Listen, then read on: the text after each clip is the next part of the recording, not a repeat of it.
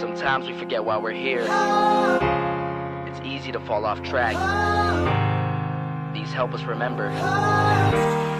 These battle scars don't look like they're faded, don't look like they're ever gone away. They ain't never gonna change. These battles. Growing up, I had a dream, something no one else could see. Tell me what it means when your faith is falling beneath your knees and you can't breathe. Everything you see reminds you of what you're not or something you won't be. You gotta do what you're given, that's how we live it. Don't be mad at the system, it's simply how we've existed. I hear a lot of people talking like they politicians and choose to be an accountant because it's safe. Tell me what it means when your faith is falling beneath your knees and you can't breathe. Everything you see reminds you of what you're not. Society is getting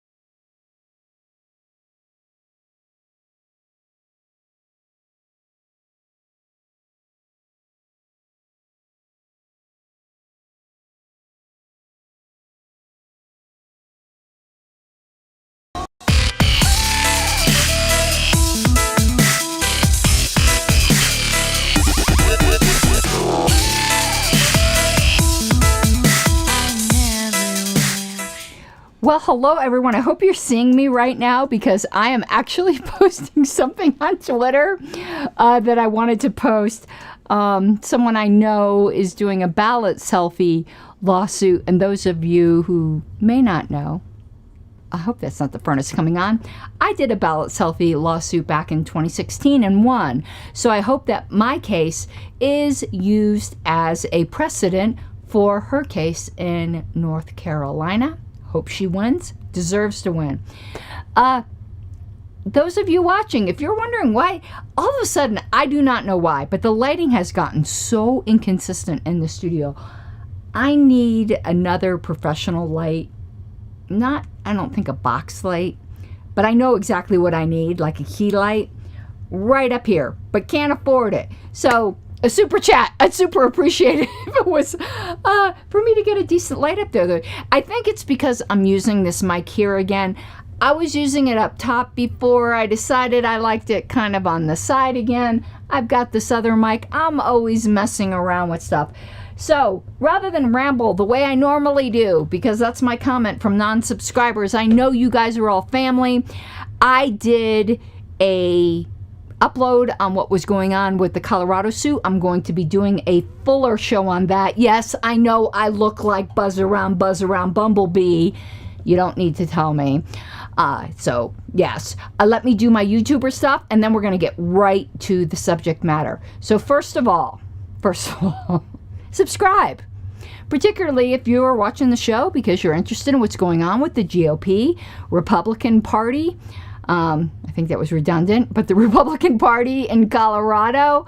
It's really related to my lawsuit in Colorado, which we are going to have to talk about a little bit because it is related. Please subscribe to this channel if you like this kind of obscure political content that gets into some specialty areas that some of the other talking heads just aren't going to give you. For reference, I am a paralegal of 35 years.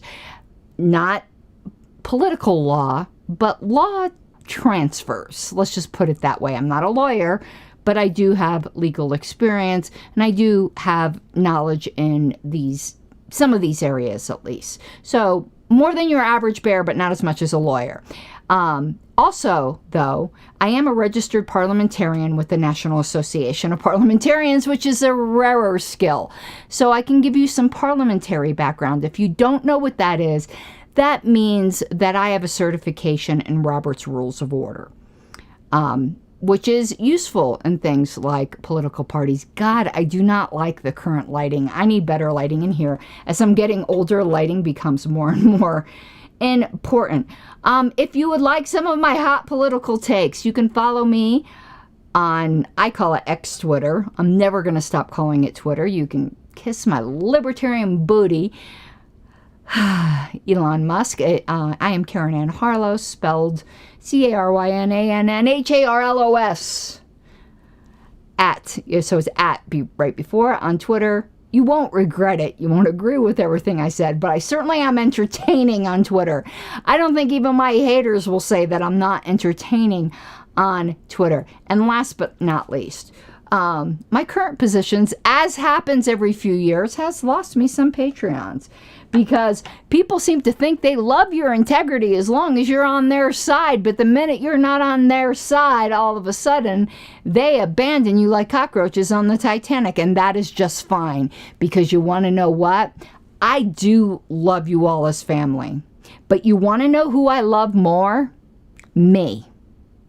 And I have to look at myself in the mirror. So what we're going to be covering today is very inside baseball when it comes to the Republican Party of Colorado. But I'm sure this is going on in Republican parties and parties all over the country. I know the Michigan Republican Party is in a mess. So what do I have with you? You know I do these legal deep dives. Let me take this off the screen. If you don't like getting into granular, like really picky stuff, if you just want the Ben Shapiro, facts don't care about your feelings type talking points, I am not the channel for you. But if you want the unique niche stuff that you are not going to get anywhere else, I guarantee it, I am exactly what you are looking for. So what do I have?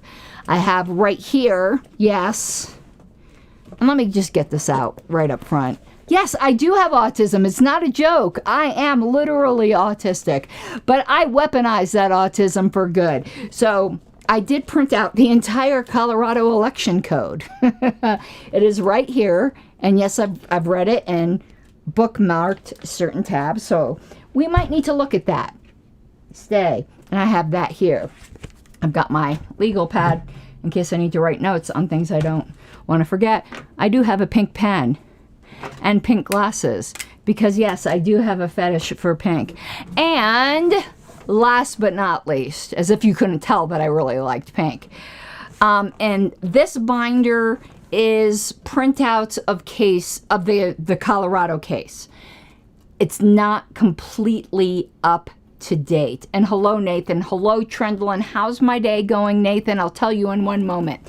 First, let me just introduce this. This is most of the pleadings in the Colorado case. Let me rant about Colorado for a moment because I have been a legal professional for 35 years.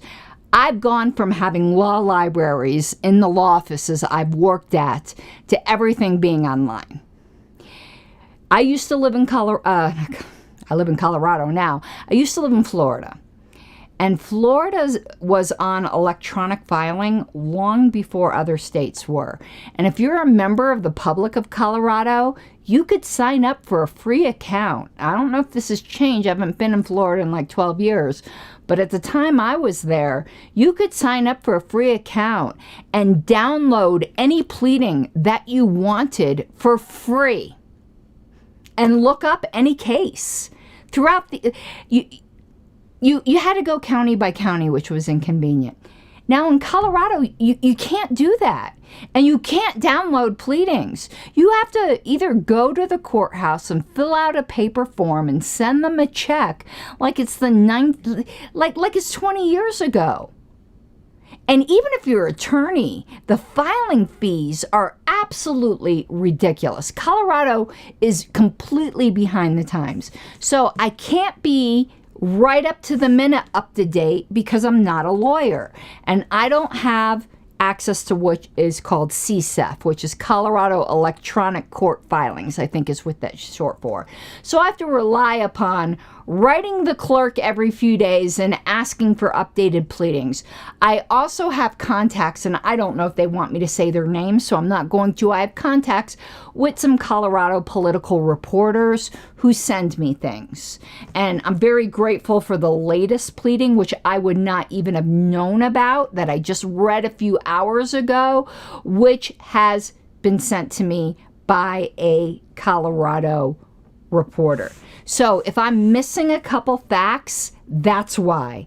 I'm trying to stay as up to date as I can. Now, I'm going to answer Nathan's questions first, and then we're going to talk about how this interfaces with my Colorado case, even though we're mostly going to be talking about the Republican Party here. So I'm going to deal with some of the comments here. Nathan asks, how's my day going? My day is going... I'm sorry I keep bumping the camera. Let me explain something to you, my new viewers. My older viewers know this. In Colorado, the soil here... There's basements in Colorado. I am a basement-dwelling libertarian. But if you saw my basement, people freak out when they see a picture of my basement because it has a wood floor and there's like a 3-foot subfloor with a sump pump underneath it. We live in an area that has like clay. So you can't have a cement floor because it would crack your foundation. So when I go like this, it shakes the whole. That's why when Wayne comes downstairs, it shakes everything. It's not like a typical basement. So I'm sorry if the camera shakes. That's what that's about. But my day is going great despite so much pressure. You know how much pressure I'm under, Nathan. And you know in 2021, I would have been falling apart. I would have been a mess. I'm not going to say that the stress isn't going to get to me. I'm not going to say that I wasn't terrified pretending like I was an attorney a couple days ago, but I am in one of the best places I've ever been in my entire life. And I want to put up what Philip McComb said, you'd be a great lawyer. Thank you. I do think I've missed somewhat my calling. If I had the money, I would do it. I really wish I did have the money. Again, I'd have to get my BS first, but you want to know why? It isn't because I want to be rich. I'd like to have enough money to live comfortably. But something I've discovered about the law, and I've really discovered this in this case I'm filing against the Libertarian Party of Colorado, is a lot of people get away with screwing over other people because people are scared of the court system. They don't know how to navigate it. And the bar is a cartel. There is no real reason, considering I wrote most of the documents that earned us a preliminary injunction in federal court under trademark, which I had never even done before.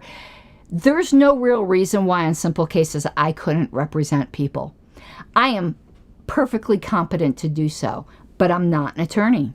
I didn't spend $100,000 in debt in order to do that. There is no reason why paralegals, which I've been a paralegal for 35 years, I am certified with the National Association of Legal Assistants, should not be able to represent people in certain types of cases. But we can't because there's a cartel. And it's the same thing with the medical profession, though that is loosening, where nurse practitioners can do a lot more.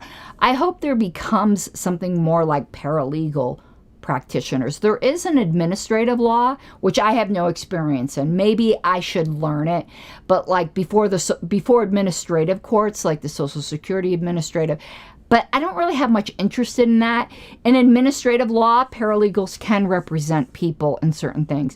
But like small claims cases and just certain types of cases, paralegals should be able to represent people because the average person gets screwed.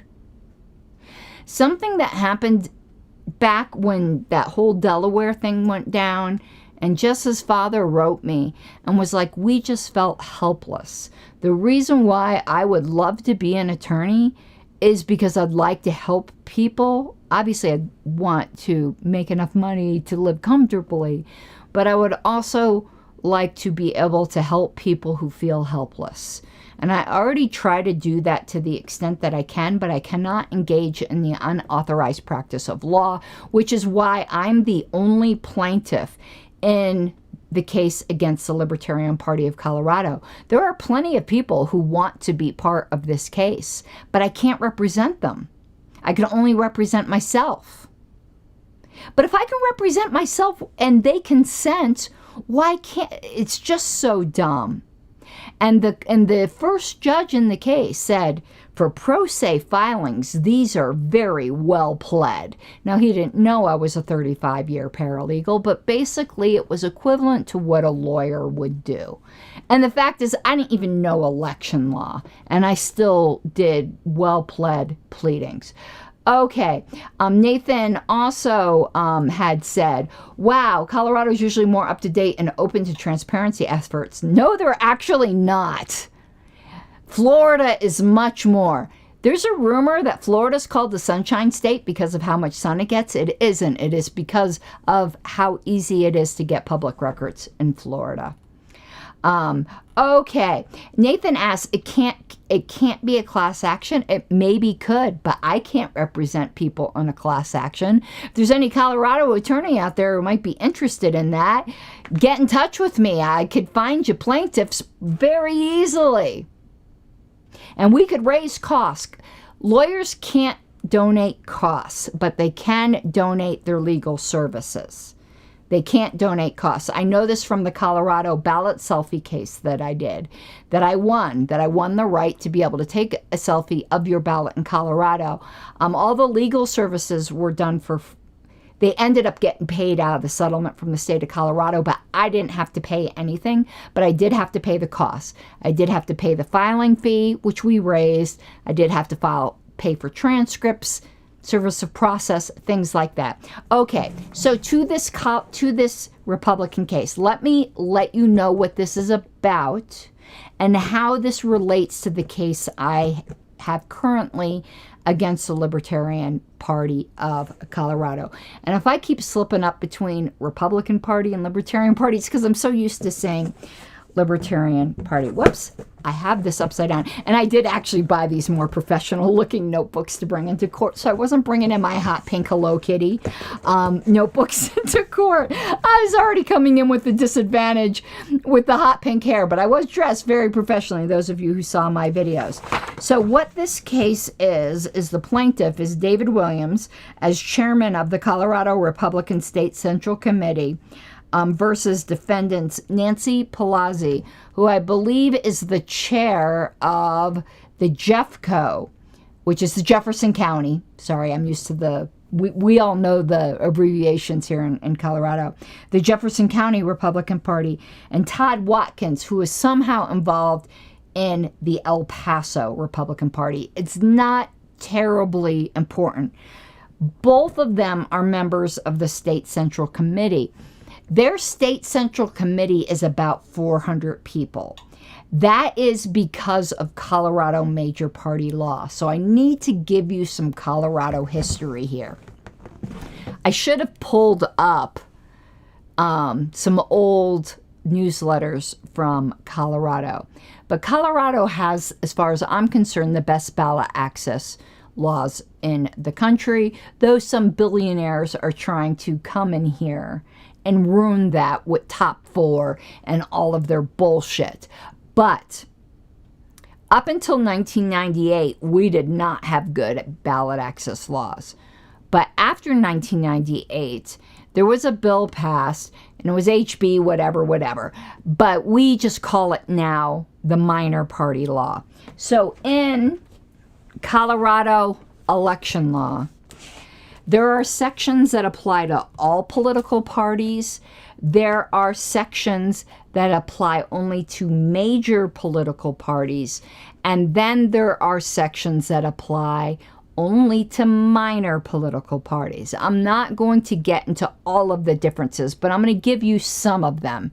In order to become a minor political party in Colorado, you either have to petition, like we did in New Mexico, or you have to get and maintain a certain number of registered of your party. So in the case of the LPCO, it would be registered libertarians, and that number is only 1,000. We have well over 40,000 registered libertarians in Colorado. So there's a lot of people affected by the decision of this absolutely arrogant and rogue and degenerate board of Colorado of 11 people who think that they can just trample upon the rights of over 40,000 people. It is completely disgusting.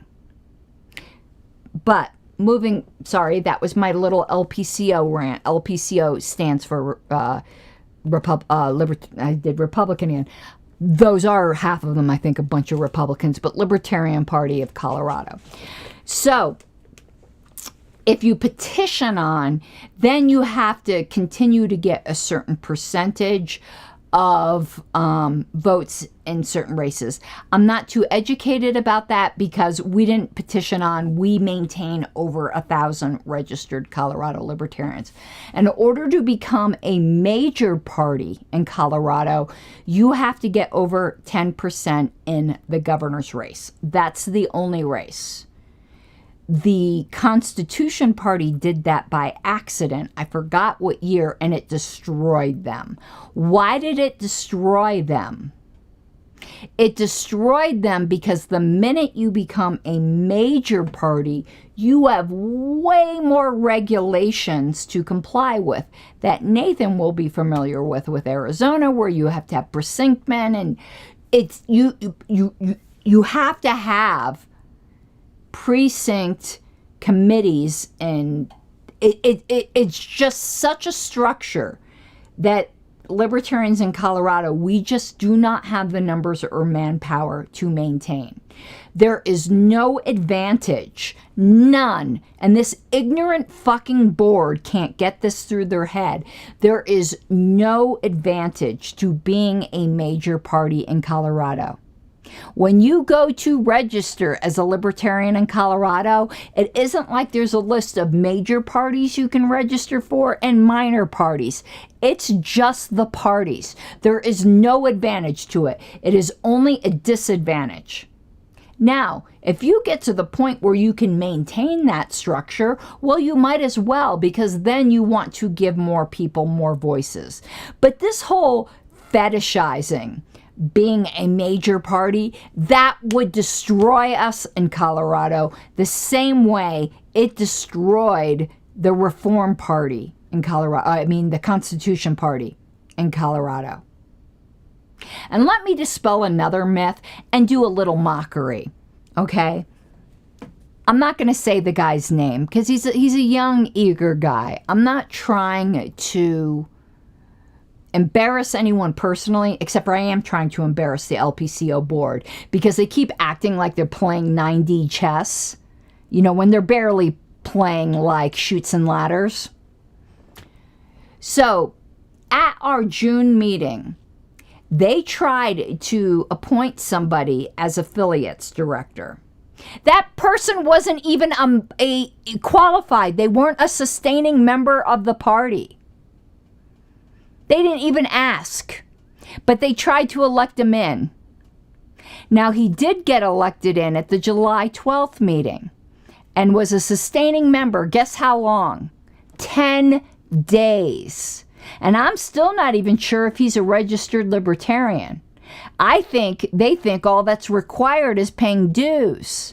No, you have to be a registered libertarian, but I don't know that for sure. I don't know that for sure at all. But 10 days, and they stuck him on the board of directors. But what's even worse is in public comment, and he's somebody from Young Americans for Liberty. It tends to be a more Republican group. They're nonpartisan. but its volunteers tend to be more Republican. He got up and confidently said, in favor of RFK, and I bet he feels real smart now, in favor of RFK. If we get 5% in the presidential race, we'll become a major party in Colorado. And it's like, no, you dumbass. Before you say something, do you even look it up? It takes 10% in the governor's race. The presidential race has zero effect in Colorado except for getting us more national delegates. And you realize that becoming a major party would destroy us. And he also said that 5% would make us become a major party federally. And that's something that a lot of people said. And I've always had to disabuse people of that notion. 5% does not make you, a 5% national vote average, does not make you a major party federally. It makes you a minor party. We're not even a minor party yet as the Libertarian Party federally. 5% makes you a minor party. 20% makes you a major party. 5% does get you access to the federal funds, to the federal welfare funds that come with so many strings attached, that when it was a lower threshold and Harry Brown qualified for it 2 times, he turned it down because he got more publicity from turning it down dollar-wise than taking it with the strings that are attached. So people need to stop saying ignorant things, but if you're going to stand up in public comment and say ignorant things, I mean, come on. Listen, I say stupid shit all the time, but usually, like, I'll admit it. But on that thing, if you're going to be like, well, you know, we've got to support RFK, who has anti-libertarian policies, because it will make us a major party. And Jacob Luria, the campaigns director for the LPCO, thinks that they're going to get $500,000 from RFK Jr. You know that joke? You know that joke? Would you sleep with me for $1 million? Oh, yeah, I'd sleep with you for $1 million. Would you sleep with me for $10? And then the lady goes, what do you think I am, a whore? And the other person goes, yeah, we've already determined that fact. We're just negotiating the price. Anyway, I agree with you, Nathan, that the presidential vote metric should be removed from delegate allocation. That was actually one of the propositions, but we're not going to get into that on the bylaws that we didn't hear. Oh, I don't want to open this up yet. This we might not ever have to open. That's the Colorado election law. So let's now go to this dispute within Colorado. Why did I take such a personal interest in this? Well, for one reason, I needed templates to follow in filing some of my pleadings in my case against LPCO. For short, for those of you who don't know, we're just going to give the short version. It's Karen Ann Harlos, you can look it up, versus Libertarian Party of Colorado, and Hannah Goodman as its chairwoman, for trying to put a different candidate, RFK Jr., who's not a libertarian and is anti-libertarian, on the ballot instead of the candidates that were validly nominated at convention, Chase Oliver and Mike Termott. And as of right now, Chase Oliver and Mike Termott will remain on the ballot. We did have an evidentiary hearing on Wednesday. I had a motion for preliminary injunction, and it was to enjoin them from their continual efforts to throw, no, I don't want to even say throw, to replace Chase and Mike with RFK Jr. and Nicole Shanahan. Now that they're dropping out on Friday, I hope they feel like the assholes that they are. But the judge denied my motion for preliminary injunction, which may sound like I lost, but it was actually no. He said, you've basically said you've already won. The Secretary of State agrees with you. If the Secretary of State changes their mind, well, then I'll see you back in court and you can bring in the Secretary of State into the suit. Or if they want to bring the Secretary of State into the suit. He said, basically, I'm not He didn't word it this way. I will never put words in a judge's mouth, and maybe my interpretation is incorrect. But he basically is like, I can't enjoin them from having stupid meetings and passing stupid motions. So that's why I'm so interested in this case. But there is a second reason why I am so interested in this case. If you may remember, I had a tiny falling out with the Libertarian Party of Colorado when they allegedly signed this deal with the with the, what do they call themselves? I can't remember if they call themselves the Colorado Republican Party or the Republican Party of Colorado. We're just going to call them the Colorado Republican Party to make it easy. I'm not sure if that's their official name, but that's what we're going to call them. Let's just call them the COGOP. Colorado GOP. That's the easiest way to say it.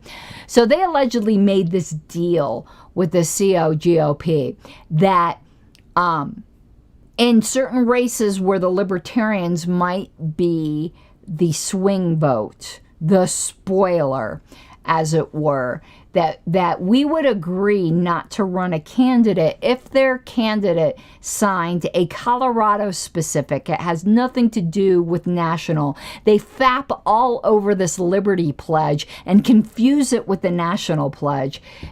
It's just basic stuff that Republicans should be able to agree to anyway. But they made this deal where we wouldn't run candidates if their candidate would sign this pledge, and if they would agree not to run candidates in certain races where we had a chance to win.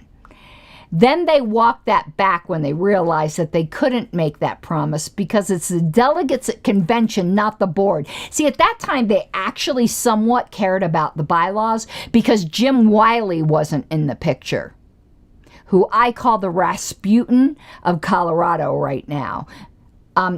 Please don't get upset at me, Nathan, because I know you're a fellow ginger. There are good gingers. This is a bad ginger. This is a very bad ginger. He's the ginger Rasputin of Colorado. But in any event, at that time, they sort of cared about their bylaws, so they walked it back and said, no, we can't promise not to run candidates in certain races, but we can say that we'll use our influence as a board to convince the delegates not to nominate candidates in certain races. Okay.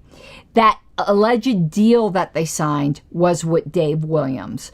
It was about as popular with the non-Mises Libertarians as it was with most Republicans. In other words, they all hated it and thought it was an extreme compromise and that we exist as separate parties for a reason, and that Libertarians are not Republicans and Republicans are not Libertarians. We may agree on some areas, and we may agree on more in Colorado and other states because we're both in the minority in Colorado. I realize in red states that's different, but Colorado is very much a blue state now. We used to be a purple state, but we're a blue state, and boy, are they coming for our guns. And they're on our side a lot of the times with the gun laws, and we have a really good gun association here, the Rocky Mountain Gun Owners Association. So they made this quote-unquote deal, and they made it with Dave Williams, who is the current chairman of the Colorado GOP. But he's very, this will sound very familiar, he's very edgelordy and has caused a lot of division within the Colorado GOP. And there are people who want him out. That's where we're at. So, under their bylaws, they were trying to invoke the procedure to have a vote to remove him as chair. That is what this suit is all about. Now, I did try calling the attorneys for the defendants, who are Nancy Pelosi and Todd Watkins. Never called me back. They were probably suspicious because I told them right up front, I don't really have a dog in this fight. I don't even like Republicans.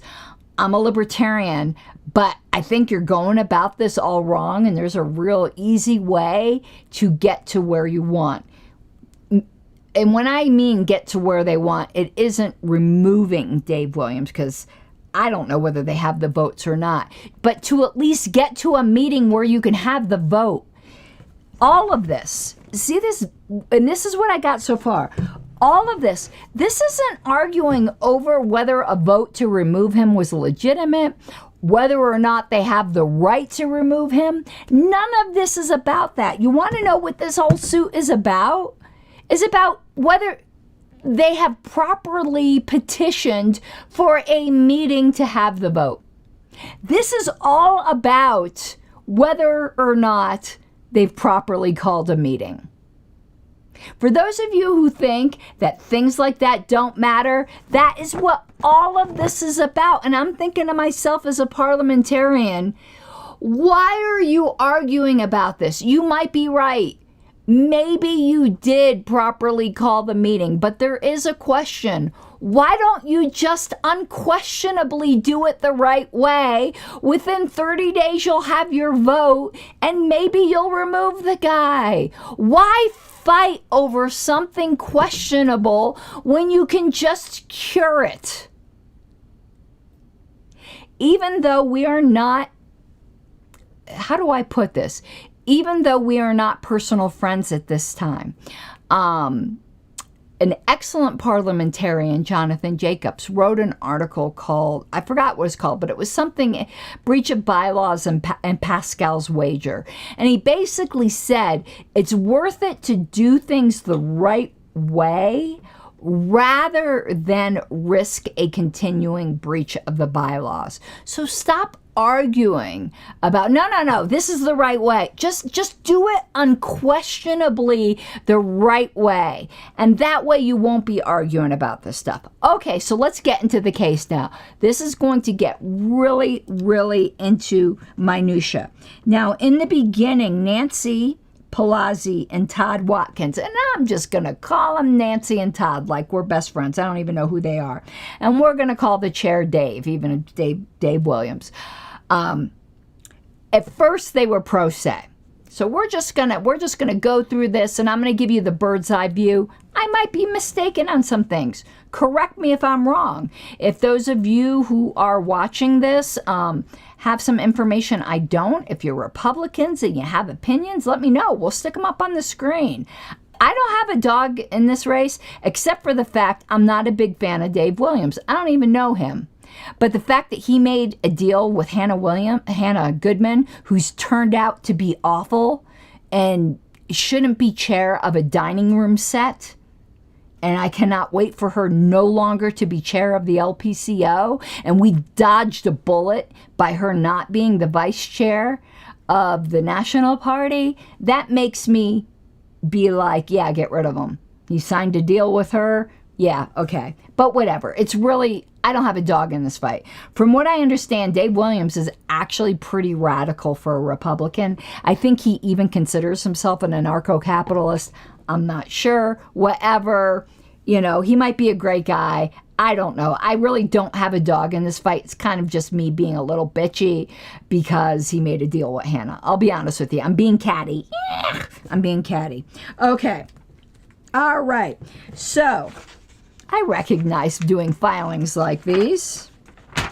So Dave had an attorney from the very beginning. And the first thing he filed was a complaint for anticipatory declaratory judgment and a permanent injunction. I had never heard of, until this day, anticipatory declaratory judgment, which was really interesting. We talked about declaratory judgment in one of my cases about LPCO, but it's for the judge to declare the rights of parties. It's very common in insurance cases, so contract law cases. So in this case, the Republican Party is not incorporated.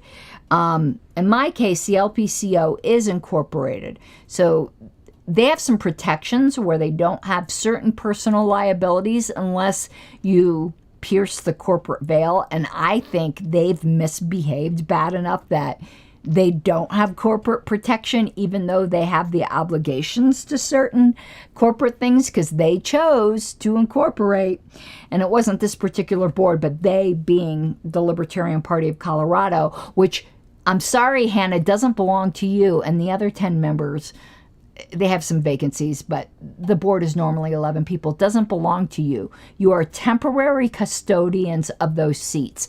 And no matter what your arrogant ass thinks, yes, people did accomplish things before you showed up on the scene. I hate to tell you. Wild mare with big mare energy, my asshole.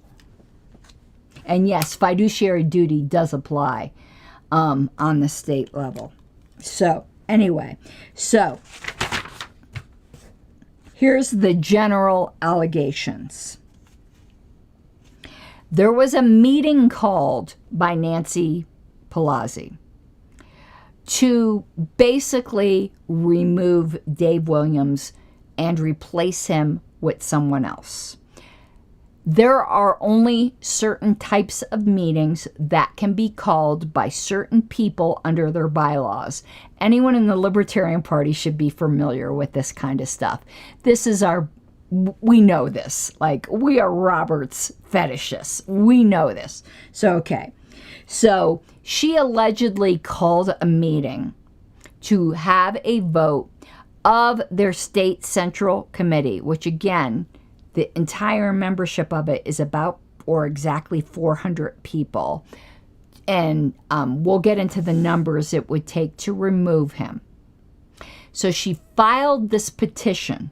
Once the petition is filed, the chairman, who is Dave Williams, then has 10 days to set the meeting. And I think he can set it wherever he wants, like way out in the sticks if he wants to.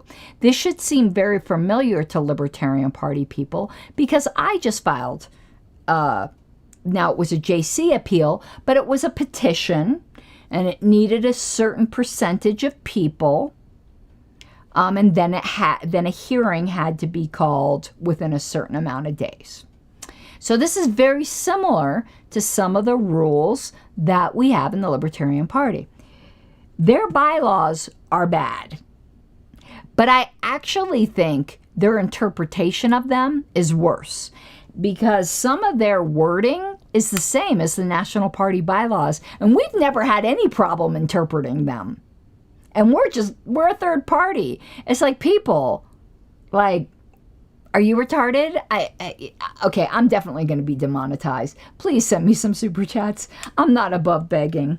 Or become a patron at patreon.com/Pink Flame of Liberty. So this would be a quote-unquote other meeting. And in their bylaws, the procedure for calling other meetings is prescribed.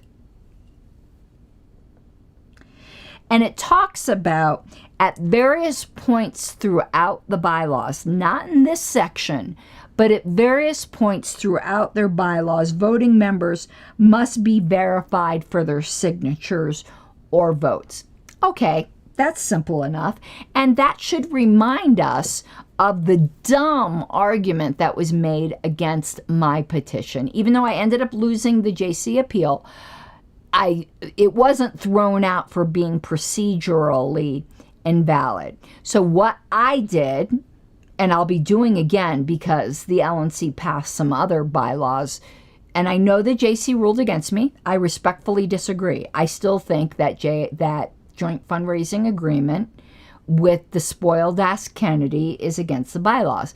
They didn't agree with me. I can accept that. That's our process. The LNC passed some other motions that I think violate the bylaws. Please sign my petition when I get that distributed. And what I did is I set up a jot form, but it was a paid jot form where you can electronically sign it, like DocuSign. And that way, there was an actual signature, and there was a phone number in case anyone wanted to verify. There were ways to verify. I didn't just send in a list of names and say these people agree with me. I actually sent in a signature, which is the way we do business in this country. And so they mentioned that throughout the bylaws, signatures are often used. So this part of the bylaws that talks about calling an other meeting by a certain number of people, which we'll get into, doesn't specify how these signatures are verified, or not signatures, how the agreement of these members are verified. It's like, this isn't hard. Just use DocuSign or Jotform or any number of these other signature platforms, Adobe. Like, we figured this out as the LP. You couldn't figure this out? And this is where the defendants screwed up. They sent in a petition with a certain number of names and just said, these are the people that agree with us. Well, they could have just looked up those names, because the members of the CRC, which is the Central Republican Committee, are public, and just pick names at random. Now, do I think they did that? No, but of course they could have. There's no signatures or anything. Of course it's deficient. In this, Dave Williams is right. The petition is deficient. Rather than argue that these people actually do agree with us, why don't you just get their signatures? And this whole lawsuit would have been over. They would have been required to call the meeting. Okay, there are other issues, but just do that. It's so dumb to me. It's like when people argue about the dumbest thing when you could just get to the main point. But anyway, here is where things suck, and why I am glad we are a minor party in Colorado. Our state law in Colorado actually says intra-party controversies. Now that is fantastically vague, but who is the legitimate leadership and things like that, I would say probably can be characterized as an intra-party controversy. It removes it from the realm of contract law and says that whatever the state central committee says, who could be a rogue bunch of people, is gospel. Well, what if you have two CRCs? I mean, like, what if you get a Michigan situation? Doesn't really deal with that. That's not the case here, but I think that's just awful to take things completely out of the realm of the court. Now, of course, you have 400 people on the CRC, so you don't have 11 little Napoleons like you do on LPCO. At least with more people, the chances are that you're not going to have such a blatant abuse of power, but it could still happen. That doesn't apply to minor parties in Colorado. And I really had to press that point home over and over and over at the hearing, saying courts can't get involved in party controversies. I go, no, that's not correct. Our statute specifically says that they can't do it in major party controversies, but says for minor party controversies, it's the bylaws that prevail. Since the legislature showed that they were perfectly capable of taking it out of the hands of the courts and did not do so for minor parties, but did so for major parties, means that they didn't intend to do so. We dealt with this when I was talking about historical fallacies. If you were trying to date a book that purported to be about the history of New York and didn't mention 9/11, you could reasonably assume it was written before then if it was a historical book. Anyway, this is just basic principles of exegesis. Exegesis, if you don't know, is just a fancy word for the science of interpreting the meaning of documents. Okay. I'm not going to get into the dates here. There were these emails. They were allowed to use the logo. They weren't allowed to use. I don't care about any of that. Okay. But that is one of the issues. So then the dispute came whether the call for this meeting to have a vote to remove Dave Williams under the procedure in their bylaws was valid. Not whether or not they could remove him, though later on they deny I'm sorry, I'm not impressed with the filings by Dave Williams. Skidu asked if it's the same thing as hermeneutics. It's very similar to hermeneutics. In a way, exegesis has an opposite, which is eisegesis. So, exegesis is reading out of the text, reading what the text says and getting the meaning out of it. Eisegesis is reading into the text a presupposition that's not there. It's very similar, though, to hermeneutics, though. It'd be very interesting to look up what I'm sure there's like some granular differences, but yes, you're getting the idea. Okay. As you can tell, my background is theology, using words like hermeneutics, exegesis, eisegesis, and so on and so forth. So then they started arguing over whether Palazzi's notice was correct. That's what this whole initial lawsuit was over. I'm just ready to bang my head, okay? So then, this should be familiar to LP people. Under Colorado law and their own bylaws, they determined that whether or not this notice of hearing was valid was an internal party controversy, which they had the authority themselves to determine, and they are correct. However, notice what I said the statute said. The state central committee did. But who actually determined it was their executive committee. Now, libertarians now are going, oh my God, this sounds so familiar. How many times has our current chairwoman put something to the executive committee when it should have been the full LNC? And we aren't dealing with 400 people. We're only dealing with 17 versus 7. But they instead called the executive committee and are acting as if the executive committee is the exact same thing as the CRC and the final arbiter. But they're not. The CRC is. But it doesn't matter. You should have just did it the right way the first time. Anyway, anyone though into the LP stuff are going, oh my God, this story sounds so familiar. You know, executive committees doing things that the full body should have done. And no, the Colorado Republican Party does not have a judicial committee. Their CRC basically is the judicial committee. They've investigated themselves and found themselves not guilty. Okay. So they did these meetings, legal, not legal, whatever. Okay.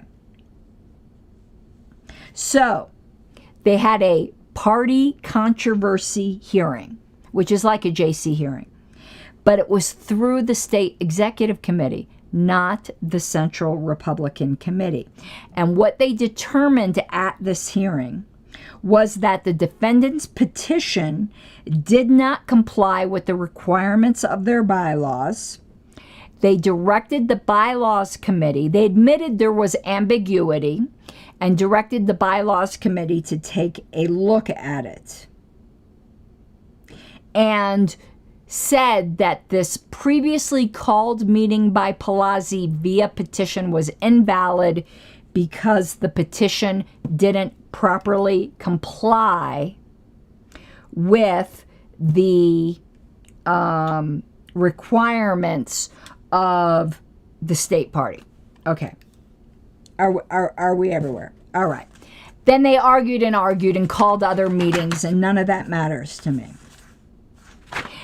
The declaratory relief part comes in where they say the statute says that the state central committee makes decisions but gives us no enforcement mechanism.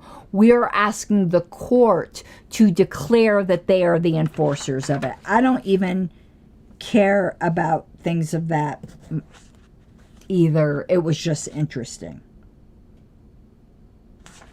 Okay. So let's get past all of that. And then they ask for an injunction against a future hearing. Okay.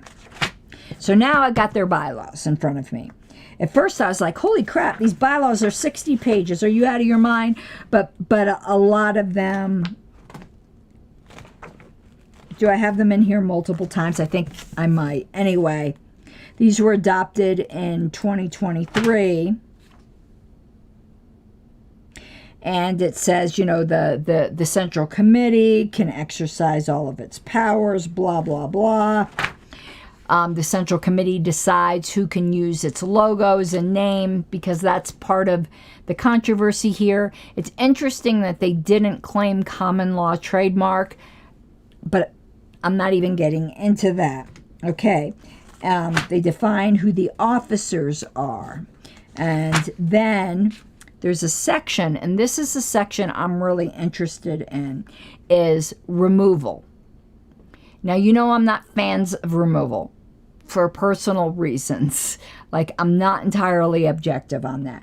But it says, any elected officer, which the state chairman is, of the CRC may be removed from office at any time for whatever cause the CRC may deem sufficient by a vote of 3/5 of the entire membership of the CRC eligible to vote at a meeting called for that purpose.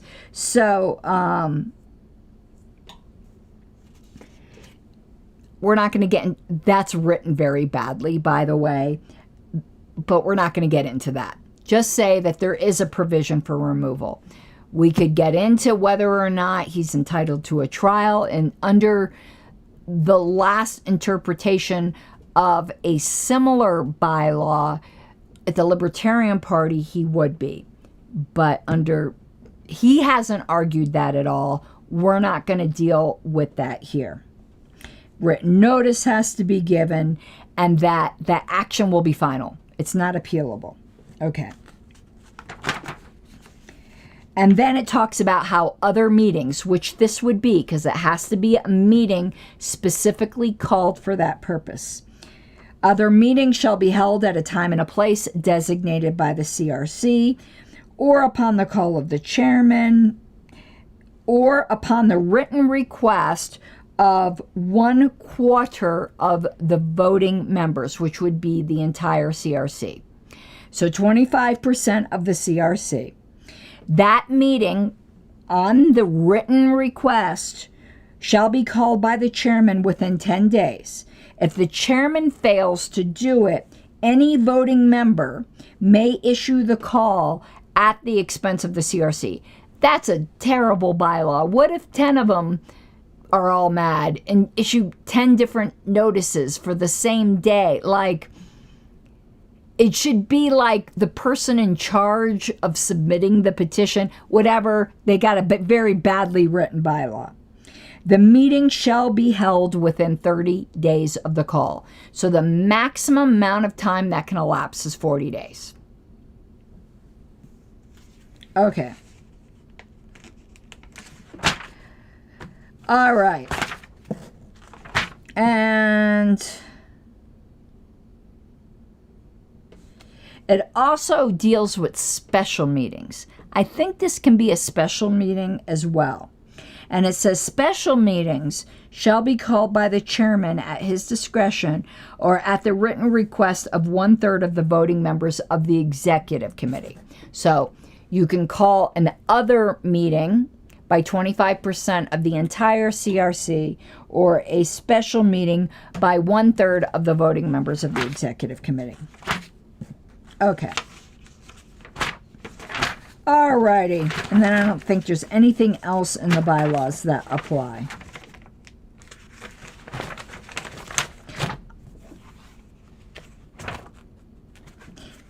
Yeah, the rest are like county and district stuff. So even though it says 60 pages, the stuff that deals with the state party is 28 pages.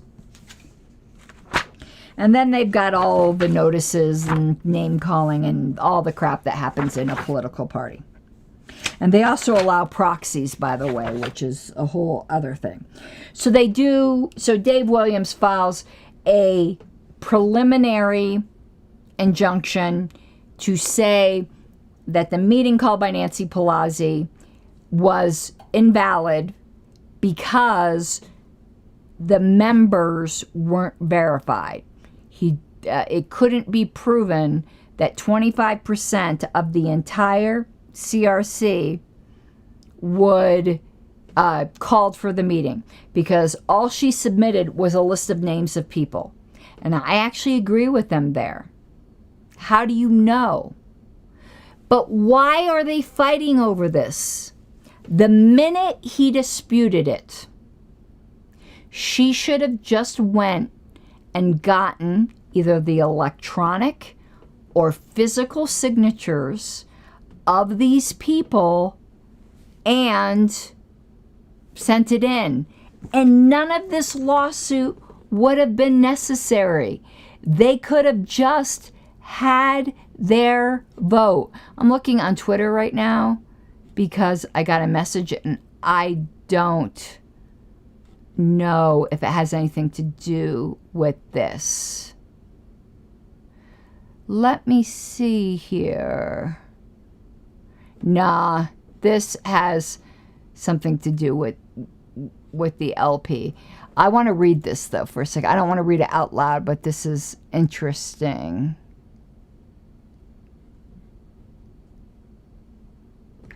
Never mind. It's just stupid RFK shit. But it doesn't have anything to do with here. Alrighty. So they did the motion for preliminary injunction saying they can't have their meeting to try to remove Dave. And I agree with them that it's deficient, because how do you know those people actually agreed? Okay. Then they got an order.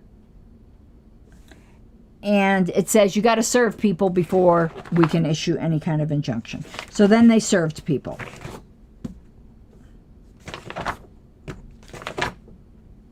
Then they did a motion instead for a temporary restraining order about this meeting. So look how many pages we've already gotten where they're just arguing. We're halfway through that the signatures aren't valid. Okay. Then the temporary restraining order got granted. So they couldn't have their meeting. Then the defendants finally got an attorney who filed an emergency motion for reconsideration of the temporary restraining order, or in the alternative, an increase in the bond. It was only a $1,000 bond. You always have to have a bond in a TRO.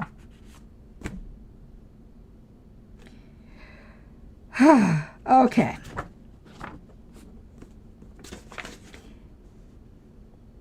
And then, let's see, there were some hearing briefs all about whether or not things were verified. Then the court reversed itself and dissolved the TRO, and then dismissed the case. Then Dave Williams appealed the dismissal of the case to the Colorado appellate courts. All of this is still arguing over whether the notices were valid because they weren't properly verified. Why didn't you, back on, on August, 22nd now? This started on July 18th.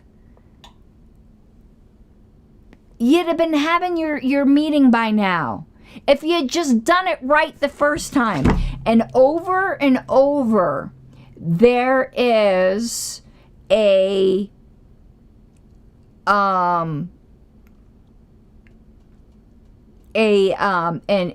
Nathan says there's a weird limiter that may also apply here. The CRC can only meet 3 times within every 2 years.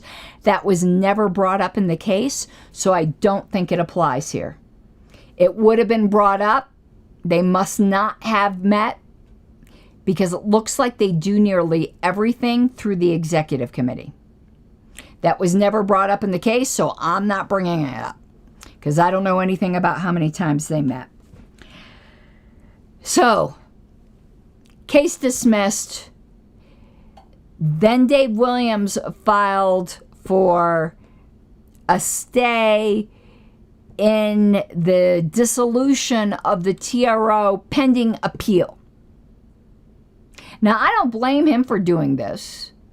It's in his best interest to drag this out as long as possible. But what are the defendants thinking?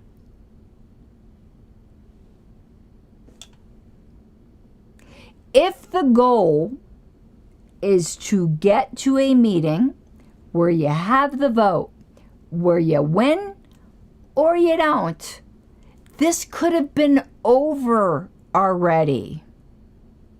There has to be something I'm not getting here. Or people could just be that delulu.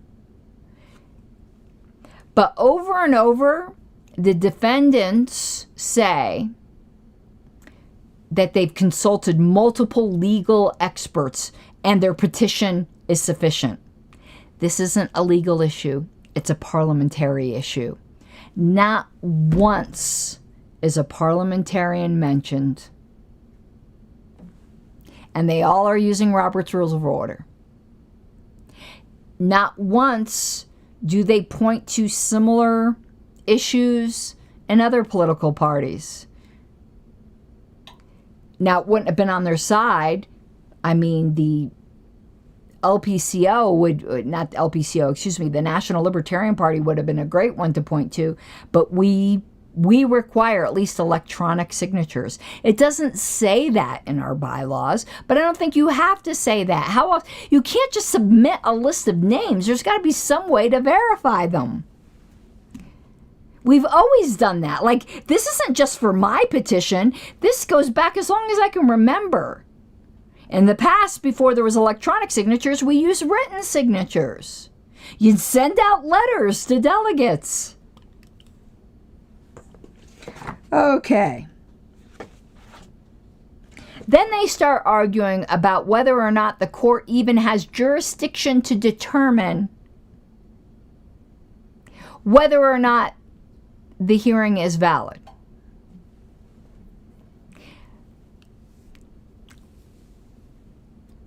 But they did when they issued the restraining order and then dissolved the restraining order, saying that they dissolved the restraining order because they're claiming facts were pled incorrectly by Dave Williams. And the big issue is that the executive committee is not the same thing as the CRC. That the final, like, adjudicatory, you know what I'm saying, body is the CRC, not the XCOM. So the court's trying to have it both ways by saying we're hands off, but we're not hands off. We're like half hands off. We're like a couple fingers in. Oh my God, that got a little filthy quite quickly. Okay. All right. And they get into jurisdiction. Then it gets appealed. And there is a motion for injunction pending appeal. So what Dave Williams is asking for is no meetings until we're done arguing about whether the prohibiting of the meeting that never happened, they had a rally instead, we're going back to July, into the past, was valid. Do you understand my frustration here? Nancy. Can I call you Nancy? Todd. Again, maybe there's just something I don't know here, what time frames, but it seems to me you just already blew it. Take the L. Get a JotForm account. I've just done it. There are other accounts. DocuSign is cheaper, but it's a pain in the ass. Don't try it. I'm telling you right now. I had to get a refund. Pay the $129 a month. Raise the money for it like I did, which I'm going to have to do again to file another appeal. and get electronic signatures of 25% of the CRC if you really do have it. If you really don't have it, then you're not entitled to the meeting. If you really do have it, you're entitled to the meeting. Make sure you have quorum in the votes. And if you lose the vote, you lost the vote. Move on. This is such nonsense that could just be done by doing it the right way. And that is about all I have to say about that. I will keep following this case. I wrote Arapahoe County and asked them for the final the final filings, such as the order dismissing the case, which I don't have yet. I just learned that from a reporter. A reporter sent me the first appellate filing. I asked the Arapahoe court if they could point me in the right direction of who I need to start bugging every couple days because I have to buy these pleadings, by the way, too. You don't get them for free. And I think it's like 20 cents a page. So, okay, just look. But it did help me in my LPCO case. And I'll keep reporting on this case. But I'm telling you, I'm not your parliamentarian, quite obviously, Nancy and Todd, but get one. Get one and just do things the right way. It is so stupid that this is in court. There must be, it's so stupid that I'm thinking I have to be missing something. Have you ever been like, what's that meme? You know? Or the lady, doing the math puzzle. So I'll keep you posted. I like covering these local things. And we didn't have to break out the Colorado code, but I'm going to leave all of this down here because I'm sure I'll be doing a follow-up to this show. Now, I'm going to bring some stuff with me to Orlando, but I doubt I will have time. Now, those of you who are just interested in the Republican stuff, you can go. Now I'm only going to be talking about Libertarian stuff. There is an LNC meeting this weekend. I'm leaving at 5:50 in the morning or something tomorrow. We'll be in Miami about 2 in the afternoon. We have an LNC meeting over the weekend. Most of the weekend is board training. But considering I was the only person specifically called out for why we need board training, and why was I called out? Because I dared to disagree with the chair. The LNC member who constantly insults people. No, that's not a reason we need board training. We need board training because you're not allowed to disagree with the chair. So for right now, until it's proven otherwise, and I will be very happy to be proven wrong. This weekend is Karen Ann re-education camp. Maybe I'm wrong. Do I think this LNC is dysfunctional? Yeah. Anyone who kisses RFK Jr.'s ass is dysfunctional. When you have a voting bloc that talks amongst themselves, and I've been guilty of that, and I've repented of that. Yeah, it's a dysfunctional board. When you try to constantly silence minority voices, it's a dysfunctional board. When you conflate the Mises Caucus with the entirety of the Libertarian Party, it's a dysfunctional board. Do you think any of that will be addressed this weekend? If so, I would look forward to it with anticipation. I'll bring it up. And I'll be made to be the bad guy. But maybe I will be pleasantly surprised. But that was a long way to say I'll bring some stuff to maybe broadcast on if I have any room. Room's not the right time. If I have any time. between all of the activities. Otherwise, I'll see you guys next week. I certainly am going to implore you again, please become a patron of the show. Some persons dropped off because, like, I actually was like, I said something so revolutionary, like we shouldn't kiss RFK Jr.'s ass, and we should actually support our candidates, whether or not they were the ones we preferred or not. Yeah, I said like things so revolutionary as that. But other people also just have changing financial situations.